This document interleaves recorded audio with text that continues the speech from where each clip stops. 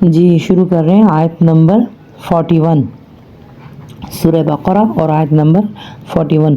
وَآمِنُوا اور ایمان لے آؤ اس چیز پر، کس چیز پر؟ انزلت جو میں نے نازل کی ہے، مصدقاً جو سچا، جو ہے تصدیق کرنے والی ہے، جو سچا بتانے والی ہے۔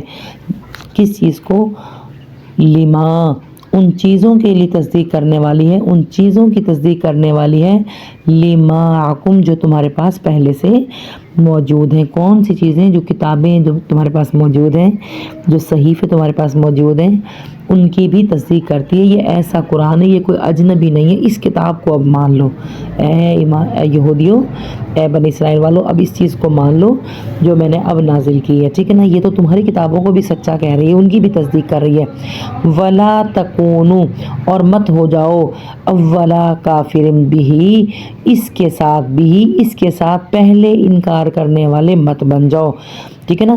تمہیں تو سارا پتہ ہے، تمہارے پاس تو پہلے سے جو کتاب موجود ہے اس میں اس کا ذکر ہے، ساری نشانی تمہیں پتہ ہے۔ اگر تم ہی نشانیوں کو پتہ ہونے کے باوجود انکار کر دو گے تو باقی لوگ کب اس کا اقرار کریں گے؟ تم نے تو اس کو آگے مزید پھیلانا ہے، ٹھیک ہے جی؟ بنی اسرائیل سے یہاں اللہ تعالیٰ مخاطب ہے اور تم ہی کیا کر رہے ہو؟ انکار کر رہے ہو اس کا، حالانکہ سب سے زیادہ پہچان تو تم ہی کو ہونی چاہیے تھی، تمہاری کتابوں میں موجود ہے۔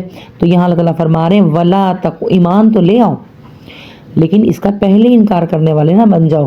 وَلَا اور مت تشترو اور مت تم تشترو، مت تم سودا کرو، وا اور لا مت اور نہیں، تشترو تم سودا کرو، جب تا آ گیا تو تم سودا کرو، ٹھیک ہے نا؟ تمہاری بات ہو رہی ہے اور حاضر کا صیغہ ہے۔ اور مت تم بیچو، بِآیاتی میری آیات کا، میری آیات کا سودا مت کرو، میری آیات کو بیچو مت، ثمناً قلیلا کم قیمت میں، ویلیو سمجھو اس کی، اس کے احکامات کو جانو، ٹھیک ہے نا؟ اللہ نے کس لیے بھیجی ہے، اور تم کیا کر رہے ہو؟ تم ان کا ایسا سودا کر رہے ہو کہ دنیاوی فائدے کے لیے، دنیاوی جو ہے اپنی، کہ ہماری دنیا میں جو ہماری سیٹ نہ جو ہے وہ ضائع ہو جائے، ہماری کرسی نہ ہم سے چھن جائے، اس کے لیے تم کیا کر رہے ہو؟ میری آیات کا سودا کر رہے ہو، دنیاوی فائدہ حاصل کر رہے ہو۔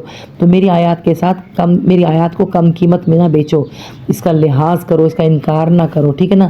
وَإِيَّايَ فَاتَّقُونَ اور یہ کام کب ہوگا؟ جب انسان کے دل میں اللہ کا ڈر ہوگا۔ تو اسی لیے اللہ تعالیٰ فرما رہے ہیں وَإِيَّايَ اور خاص مجھ سے، وَإِيَّايَ اور خاص مجھ سے، فَاتَّقُونَ تم ڈرو، ٹھیک ہے نا؟ وَلَا تَلْبِسُوا الْحَقَّ اور مت ملاؤ، وَلَا تَلْبِسُوا الْحَقَّ اور مت ملاؤ سچ کو، حق کو، کس کے ساتھ؟ بالباطل باطل کے ساتھ، اور سچ کو باطل کے ساتھ گڈمڈ نہ کرو، ٹھیک ہے نا؟ سچ اب آیا ہے، اسے قبول کرو، اور باطل وہ جو چیزیں میں نے انکار کر دی کہ اب ان کو ختم کر دیں، ان کتابوں کو، اب نئی کتاب آ گئی ہے، نیا پیغمبر آ گیا ہے، پرانی کتابوں میں تم نے تبدیلی کر دی تھی، تو اب دونوں کو گڈمڈ نہ کرو، قبول کرو اسے، ٹھیک ہے؟ وَتَكْتُمُوا الْحَقَّ اور مت چھپاؤ، وَتَكْتُمُوا الْحَقَّ اور مت تم چھپاؤ، وَتَک اور تم لوگ مت چھپاؤ حق کو، حق کو، قرآن کی باتوں کو مت چھپاؤ، گواہی کو مت چھپاؤ، وَأَنْتُمْ تَعْلَمُونَ وَأَنْتُمْ تَعْلَمُونَ حالانکہ تم تو جانتے ہو کہ یہ سچ ہے اور جھوٹ کیا ہے، ٹھیک ہے؟ تم بڑا بہتر جانتے ہو۔ وَأَقِيمُوا الصَّلَاةَ اور نماز کو قائم کرو، وَآتُوا الزَّكَاةَ کرنا کیا ہے؟ اب کرنے کے کام ہے، جو نہیں کرنے ان سے منع کر دیا گیا، اور جو کرنے کے کام آ رہے ہیں ان کے آرڈر دیا جا رہا ہے، اور زکوٰۃ ادا کرتے رہو، یعنی اپنے آپ کو پاک بھی کرتے رہو۔ دو باتیں آ جائیں گی اس کے اندر، نماز پڑھنے کا آرڈر نہیں آ رہا ہے، نماز کے قائم کرنے کا آرڈر آ رہا ہے، ٹھیک ہے نا؟ کہ تم نے خود بھی ایسا ماحول بنانا ہے کہ نماز پڑھنے والے بن جائیں۔ وَارْكَعُوا اور ساتھ ساتھ رکوع بھی کرو، کس کے ساتھ مل کر؟ مع الراکعین ان لوگوں کے ساتھ مل کر رکوع کرو جو رکوع کرنے والے ہیں۔ اتأمرون کیا تم حکم دیتے ہو، اتأمرون الناس کیا تم لوگوں کو حکم دیتے ہو ان باتوں کا، بالبر جو نیکی کی ہیں، کیا تم